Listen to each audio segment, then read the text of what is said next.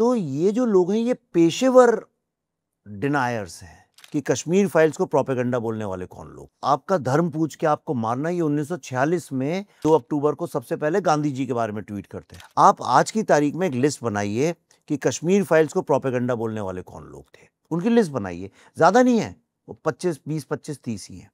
और अभी जो इंडिया का जो पाकिस्तान के साथ कॉन्फ्लिक्ट चल रहा है, आज हम जहाँ बैठे हुए हैं, और अब आप ये लिस्ट बनाइए कौन वो लोग हैं जो कह रहे हैं कि भारत गलत कर रहा है, और आप दोनों मैच करेंगे, एग्जैक्टली वही लोग आपको मिलेंगे, एग्जैक्टली नाम एक ऊपर नीचे नहीं होगा। और ये प्रोपेगेंडा वर्ड एक्चुअली आया बाद में। पहले सब कह रहे थे नहीं साहब ये तो झूठ है, ऐसा तो हुआ ही नहीं, हुआ नहीं, वो डिनायल में थे। प्रोपेगेंडा वर्ड आया एक इजराइल, हाँ इजराइल का ही था वो फिल्म मेकर एक, उसने आके इफ्फी में बोला। अब उसने क्यों बोला? क्योंकि वो फ्री कश्मीर कैंपेन के साथ जुड़ा हुआ है। okay. और आज आप देखिएगा वही बंदा भारत को गाली दे रहा होगा, पाकिस्तान इसमें, करेक्ट। तो ये जो लोग हैं ये पेशेवर डिनायर्स हैं, ये जेनोसाइड डिनायर्स हैं।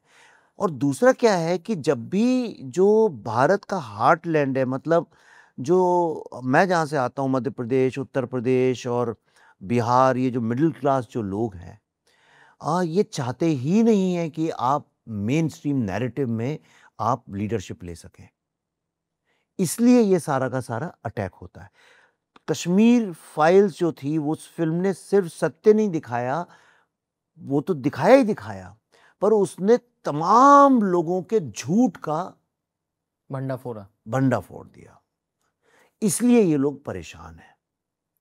और अभी तो मैं आपको, चलिए मैं आपको अभी पिछली बार मुझे पता नहीं था, मैं नाड़ी था, इस बार बोल दे रहा हूँ, मेरी अगली फिल्म आ रही है बंगाल के ऊपर, द बंगाल फाइल्स, जो अभी अगस्त सितंबर में। फाइल्स नाम थी द बंगाल। हाँ, पर उसका ऐसा लग रहा है कि अब नाम बदलना ही पड़ेगा, क्योंकि बहुत तमाम लोग बोल रहे हैं कि सर जब पूरी फिल्म बंगाल के बारे में, तो कंफ्यूज क्यों कर रहे हैं।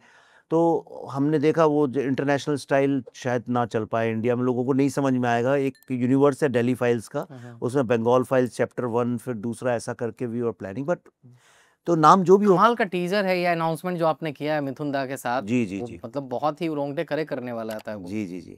तो we'll announce the name very soon, यहाँ निकल गया मेरे मुंह से। लेकिन आप देखिएगा कि जब वो फिल्म आएगी, उसके 1-2 महीने पहले से, क्योंकि इनको भी अब पता है, पहले तो इनको भी नहीं पता था फिल्म में क्या होने वाला है, उसके 1-2 महीने पहले से ही ये लोग चालू कर देंगे ये बोलना कि ये तो क्या बोलते हैं, गवर्नमेंट ने फंड की है, ये तो प्रोपेगेंडा है, ये तो ये है वो है।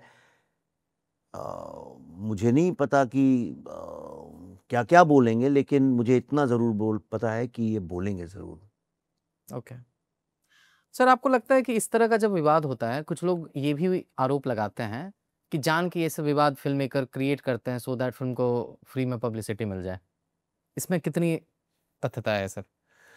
नहीं, हम तो करते हैं, हमें कोई प्रॉब्लम नहीं है। हमारी तो फिल्मों का पर्पज़ यही है। ये मरे हुए, दबे हुए, दफनाए हुए विषय हैं, इनको जब तक आप झंझोर के बाहर नहीं निकालोगे, उनके अराउंड कॉन्वर्सेशन कैसे खड़ा होगा। समस्या ये है कि ये दफनाए हुए, शास्त्री जी का मुद्दा देखिए, दफनाया हुआ था, 2 साल हम लोग भटकते रहे, सबने बोला अरे यार 4 फुट के कहाँ, उनको कौन देखेगा यार, सब जेनजी वाले लोग हैं, सब यंग लोग हैं, फिल्म की ऑडियंस ही यूथ है, कौन देखेगा लाल बहादुर शास्त्री को। मुझे बड़े बड़े स्टूडियो के सीईओज ने बोला है, तुर्रम खान बोलते हैं अपने आप को, करोड़ों रुपए की सैलरी लेते हैं, एमबीए पढ़ के आए हुए हैं, करेक्ट। तो वो चाहते थे कि कोई गुलाब लगा के कोई हैंडसम आदमी खड़ा हो, कोई अच्छी अंग्रेजी बोलने वाला, तो लोग देखें भी। लेकिन आप देखिए उस एक फिल्म ने, ताशकंद फाइल्स ने शास्त्री जी के मुद्दे को सामने लाके खड़ा कर दिया, इतनी चर्चा हुई, आज उल्टा हो गया है। आप देखिएगा प्रधानमंत्री और बाकी लोग जो हैं, वो इतने सालों से 2 अक्टूबर को सबसे पहले गांधी जी के बारे में ट्वीट करते थे, और उसके 1-1.5 घंटे बाद शास्त्री जी विजय घाट जाते थे, पहले राजघाट, और गांधी जी का जो ट्वीट था वो लाखों में रीट्वीट होता था और शास्त्री जी का हजारों में। एग्जैक्ट डेट है, मैंने उसका डाला भी है ट्विटर में, कई बार रिसर्च करके मेरी असिस्टेंट्स ने डाला है। हमारी फिल्म आने के बाद उस साल का जो 2 अक्टूबर था, उसमें वो रिवर्स हो गया, शास्त्री जी का लाखों में हो गया, गांधी जी का हजारों में हो गया। ऐसा नहीं है कि ऐसा होना चाहिए, गांधी जी तो हमारे राष्ट्रपिता हैं, लेकिन हर साल यही होता है, आप इस साल फिर देख लीजिएगा 2 अक्टूबर को।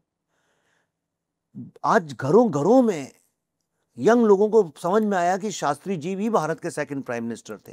किसी को ये नहीं पता था कि ग्रीन रेवोल्यूशन जो मिल्क का है, व्हाइट रेवोल्यूशन, एटॉमिक जो हमारा न्यूक्लियर बॉम्ब का जो चालू किया, वो शास्त्री जी के लीडरशिप में हुआ है, किसी को पता ही नहीं था।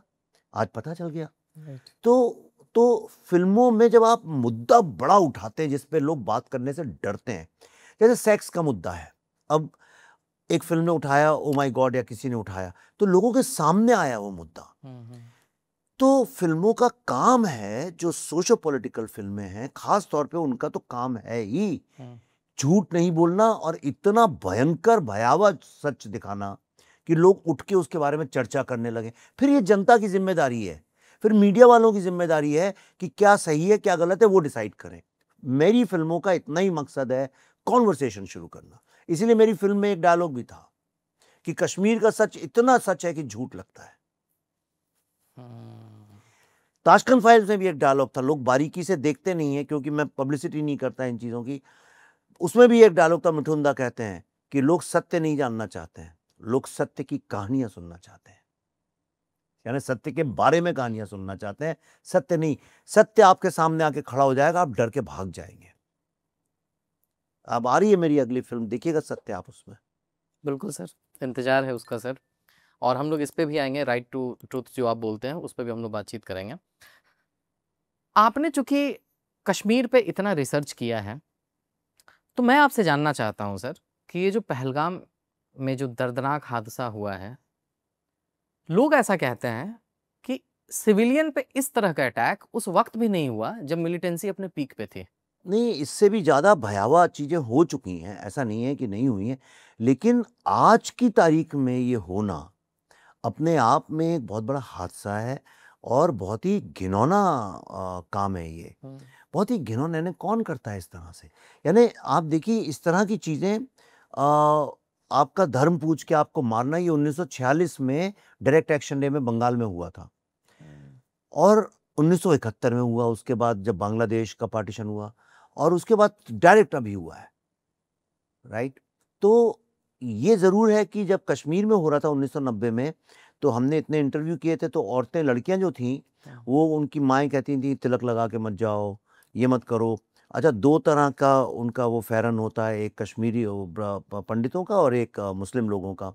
तो कई लोग तो डर के मारे मुस्लिम लोगों का फेरन पहन के चले जाते थे कि भाई हमें ये ना समझ ले। वो सब हुआ है, डर के मारे नाम बदल लेना, पहनावा बदल लेना। लेकिन धर्म पूछ के लोगों को मारना, ये एक बहुत ही पाप का, मतलब कैसा काम है, मैं सोच ही नहीं सकता हूँ। बड़े आई एम सरप्राइज्ड। पर चूंकि हमने पहलगाम की बात की, तो मैं एक बात कहना चाहता हूँ, बताना चाहता हूँ आपको, जो मेरी समझ है इस बारे में, और मैं कश्मीर को थोड़ा समझता हूँ। हम एक गलती हमेशा करते हैं, आई डोंट नो मुझे कहना चाहिए कि नहीं कहना चाहिए, लेकिन थोड़ा अंदर से व्यथित हूँ, तो इसलिए कहना चाहता हूँ। हम एक गलती हमेशा करते हैं, हम पाकिस्तान को तो ब्लेम करते हैं, लेकिन हम उन लोगों के बारे में बात नहीं करते हैं जो उन लोगों को पनाह देते हैं, उन लोगों को सपोर्ट करते हैं, उन्हें एनेबल करते हैं, और वो ज़रिया बनते हैं इन अटैक्स का। ये असंभव है। असंभव नहीं, मतलब ये आप किसी आर्मी वाले से, पुलिस वाले से बात करें, आपको समझ में आ जाएगा, इंटेलिजेंस वाले से। ये असंभव है कि कुछ लोग आए और कैसे, कहाँ, यानी एकदम से आके, जंगल से आके तो गोली मार के जंगल से तो नहीं भाग सकते हैं। आके रहते हैं, घुलते हैं, मिलते हैं, उन्हें पूरा एक सपोर्ट सिस्टम है, उन्हें दिया जाता है, उनको छुपाया जाता है, फिर जब वो मार के काम कर लेते हैं, उनको छुपा के बड़ी होशियारी से मिक्स करके क्राउड में, फिर उनको बचा के वहाँ से निकाला जाता है। ये सारा का सारा कौन करता है? ये तो पाकिस्तान वाले नहीं कर सकते, वो तो नहीं रहते यहाँ पे। पाकिस्तान भेजता है, पाकिस्तान टेरर का एक नर्सरी है, मैं मानता हूँ इस बात को, लेकिन जो हमारे यहाँ जो चल रहा है उसके बारे में भी आवाज उठाना आवश्यक है। अब मैं ये बात अभी बोल रहा हूँ, ठीक है, इसी बात को लोग दबाना चाहते हैं, इसी बात को लोग दबाना चाहते हैं।